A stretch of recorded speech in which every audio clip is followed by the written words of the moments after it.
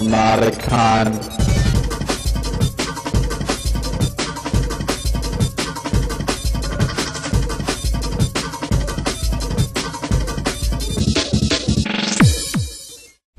What's your name, sir? Paul. Okay. Paul, this is Droops. He's the other attendee. My name's Jason. I should be an attendee as well, but instead I'll be the attender. So I guess since the Coleco Atom guy isn't here, just talk about vintage computers and some kind of relation across to Atom Coleco. Now ColecoVision, you know the history of Coleco? Back in 1937, I think it was, might have been later 40s, there were three brothers who founded a company called the Connecticut Leather Company. And the Connecticut Leather Company worked in shoe leather and athletic equipment kind of leather. And they were doing this for a good number of years. And they had built up certain processes in working with leather. And at one point, they changed their manufacturing process to be able to process rubber as well as leather. And so they started to create swimming pools. They started to create the liners of swimming pools in plastic. And this got them into children's swimming pools, the blow-up inflatable kind that you have, where you can, you got the little slide and everything, and it's all one piece. Huh? That came later. That was a later improvement in the whole swimming pool process. And the $20 a head cover charge that could be knocked out with enough drinks. That was also a later innovation throughout the 80s. So the Connecticut Leather Company had moved into swimming pools, and what happened was they, in doing so, got a distribution line into toy stores throughout the country, because they became, at one point, the largest manufacturer of indoor swimming pools in the country. And at this point, they had shortened their name from Connecticut Leather Company to Coleco, and they had this distribution deal that they had built up over many years. Now, as was proven later in their history, they weren't very good. They had a bad habit of betting the farm, which is what ultimately doomed that company. But when the video craze started to hit, when Odyssey started to hit and Atari 2600 started to hit, Coleco saw in this a way to leverage their distribution channel that they had built up with all these toy stores. So they went out and they hired a third-party firm to design what they would then call the ColecoVision. And these guys who designed it, which unfortunately I don't have all the details about, designed a very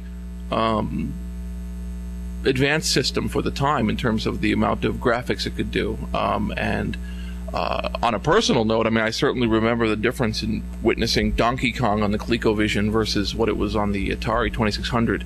Although there is some speculation that some of the games that we had seen that were platform transforms from ColecoVision to Atari and stuff, that sometimes the Atari ones were intentionally not as good as they could have been to drive people towards other platforms to compare them, that it was worth them the money to get people to buy these systems. This was before you had systems like the Nintendo, which were basically loss leaders.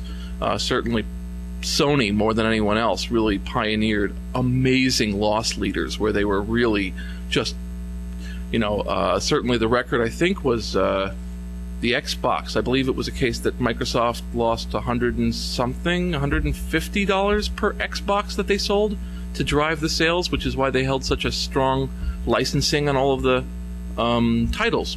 So this is all before shenanigans really got into home console, back when it was a relative novelty, and so it was just established as a moneymaker. So the ColecoVision was at that point one of a small number of home console systems. Basically, you had the Atari 2600, you had the ColecoVision. I'm spacing. There's one or two others. Obviously, you had the Odyssey, but that was getting a little bit long in the tooth. You have the Vectrix. I'm forgetting if there's another couple also ran. There were certainly a good number that came up, made an extremely small amount of units, and then disappeared. I'm thinking of the Adventure Vision, which produced 4 titles, and the a couple others, because they would find that the manufacturing costs of cartridges was way out of line. You know, before they standardized on things like CDs, you'd end up with cartridges where the actual manufacturing cost was somewhere in the range of $4 or $5 per cartridge, which is why they were so expensive, and so returning those. Am I not good enough for you? Is that what it's about? Okay. It's the look. Okay. I'll take that. I'll take that to my grave. Now Coleco itself, its history was that Coleco continued to get into fads. One of the things that ultimately doomed them was the Cabbage Patch Kids, because in 1985, I believe it was, they had their licensed Cabbage Patch Kids, which they had licensed from the Xavier Roberts company, take off in such a large way that there were fights going on over a Christmas over the Cabbage Patch dolls. And Coleco's solution was to overproduce them for the next year, when the fad had already passed, and the amount that they had basically strung themselves out to do this doomed them, because the Cabbage Patch dolls stopped selling. They weren't the fad that they were. So Coleco had this problem forever, hopping onto fads. So their computer was unusual because it was one of the ones that bought into the trend of trying to turn these consoles, which were usually intentionally limited in terms of they were barely, certainly the Atari 2600 was barely a number of chips. It could fit on a cartridge if it needed to. They decided that maybe we could bridge these into home computers and enter the burgeoning home computer market, which at that time usually depended on something a little more substantial. And so you had the Coleco Atom, which I believe stands for something, but I've been wrong about these things before. ColecoVision Atom had 16K of memory. It could expand. It had a tape drive, which was prone to failure. I know that. It starts to get a little thin for me when it comes to the Atom, because I didn't own one, because they were unusually expensive. They were also the equivalent size of the Coleco. So you ended up with a machine that looked twice as large, with this little, where the ColecoVision became basically a tumor resting on top of it. I know of at least one bulletin board system program that was written for the Atom called PBBS, which I have a copy of. And from what I've seen of that, it was possible to program in BASIC on the Coleco. There were a number of programs that came out on tape for the Coleco, again intended to do this, to turn it into your future home computer. Time lets you look back and figure out where the minefields were.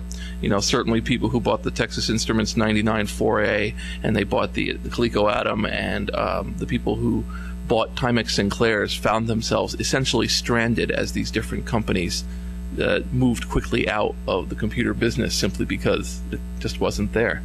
There were, at one point, there were basically several dozen companies that were creating computers in this market.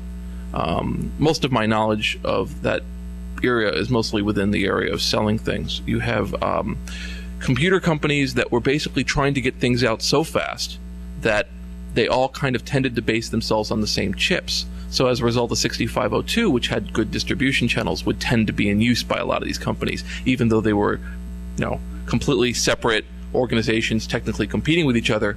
They would all kind of use the same architecture because it was easier to get their hands on a 6502 than anything else. So you have basically similar machines being produced very quickly for whoever get it. In fact, trivia that comes to my mind was that the Atari 400, which was the predecessor to the Atari 800, was sold in Sears. Oh, you had an Atari 400? I was going to say, because the keyboard was a little touchpad that really sucked. In fact, was really prone to problems and would kind of die out over time. Atari wanted to sell these in the Christmas time with Sears, but Sears had a rule, and Sears' rule was that they would not sell something for Christmas and would not put it into their Christmas catalog unless you had the actual item in their warehouse by September. But Atari was still designing it and finishing the manufacturing in September. So their solution was to mail 400 empty cases of Ataris to Sears's warehouse, containing basically a bunch of Atari 400s with absolutely no guts inside them, and got themselves into the catalog. And then they issued a recall on the 400 because they found a problem with them, and sent them the actual computer. And this is how Atari was able to give themselves 2 or 3 extra months of lead time. So if you ever want, and of course, if you look at it, you know, of course, Sears was completely in the right. There was no reason for, you know, if you have companies pulling those kind of tricks. So one of the organizations that I have done work with and have had a lot of fun with is a place called vintage.org, which is the Vintage Computer Festival. And this is run by a gentleman named Selim, who has been spending quite a bit of his life in the past, certainly in the past 5 to 10 years, running a number of festivals throughout the country. And I attended Vintage Computer Festival 7.0, which was located at the Computer History Museum in Mountain View, California, which I highly recommend. And he has run Vintage Computer East. He is running a Vintage Computer Midwest in Indiana. He has also done one in Europe. And basically what he does is he tries to assemble a certain amount of people who are dedicated to retro technology. And so you've got people who are running VAXs live that they've brought in. We've seen people do setups with, let's see, Ataris, with a lot of basically Apple I replicas, which has become an interesting thing. There's a book out currently called How to Build an Apple I Replica, which really should be titled Beginning Electronics, which is actually a very wonderful thing for me, because I'm one of those people, you know, you have these questions that you want to ask and you're kind of embarrassed to go, well, I've never actually touched a soldering iron. And this book assumes that you don't even know what a soldering iron is, and then proceeds to walk you through the process of building an Apple I. And by the 5th chapter you have an Apple I, and then from the 5th chapter to the 12th chapter you're trying to program something on it. The Vintage Computer Festivals are actually one of a small number, but significant number, of retro computing festivals which are located out there. I do know that there's a ColecoVision Atom club that collects these, which is where I get most of my information from, in terms of the fact that there are parts that tend to break, and that there are replacement parts that people have figured out how to jury rig in to make it work, you know, up to the present day. Sorry for my jumping around here. I'm kind of sifting through my file of people who are running old technology that's kind of in its weird kind of state that nobody cares about anymore except for the people who are still running them. I'm thinking of the PixelVision crowd. The PixelVision was a video camera that was sold in toy stores that could record on a cassette tape. And it was sold for about 2 years, 3 years before it went down. And a group of people have fallen in love with these. And the longer you use them, the more that breaks on them. And that absolutely can't be replaced. They contain parts that aren't just things you could kind of remanufacture. They've got things in them that they can't make come back.